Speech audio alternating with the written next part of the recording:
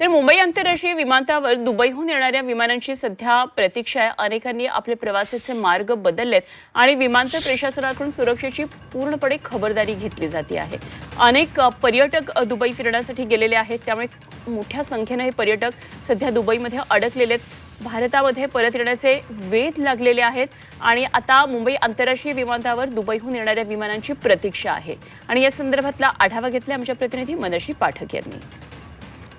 सध्या मी छत्रपती शिवाजी महाराज आंतरराष्ट्रीय विमानतळावर आहे आणि सध्या या ठिकाणी प्रतीक्षा आहे ती म्हणजे दुबईहून नेमक्या कोणकोणत्या फ्लाइट्स सध्याच्या घडीला मुंबईमध्ये आगमन करतात। तर सध्या आपण आंतरराष्ट्रीय आगमनाचा हा जो बोर्ड बघतो आहे, यामध्ये 12:25 वाजता दुबईवरून एक फ्लाइट येते आहे आणि इतर फ्लाइट ज्या आहेत त्या Muscat, Singapore, Frankfurt, London, New York या ठिकाणाहून येत आहेत। अर्थातच जरी परिस्थिती ही इराण, दुबई या ठिकाणी चिघळलेली असली तरी सुद्धा इतर ठिकाणाहून येणाऱ्या प्रवाशांच्या आगमनाची चिंता ही सुद्धा भारतीयांना आहे।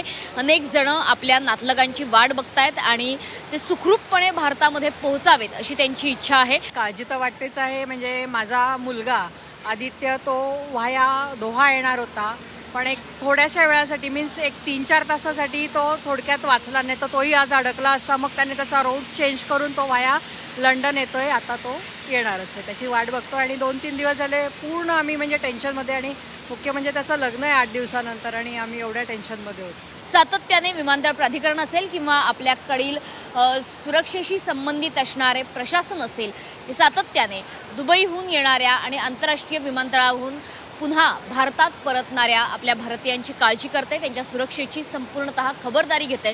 त्याच्यामुळे जागतिक युद्ध संकट जरी ओढावलेलं असलं तरी सुद्धा इराण, दुबई आणि जगातल्या अनेक वेगवेगळ्या ठिकाणी अशा प्रकारची संकटजन्य परिस्थिती असली तरी सुद्धा आपले भारतीय नागरिक सुखरूपपणे भारतात मायभूमीत परत कसे येतील याची काळजी भारत सरकार घेत आहे। कॅमेरामन निलेश देवरुखकर, मनश्री पाठक, झी 24 तास, मुंबई।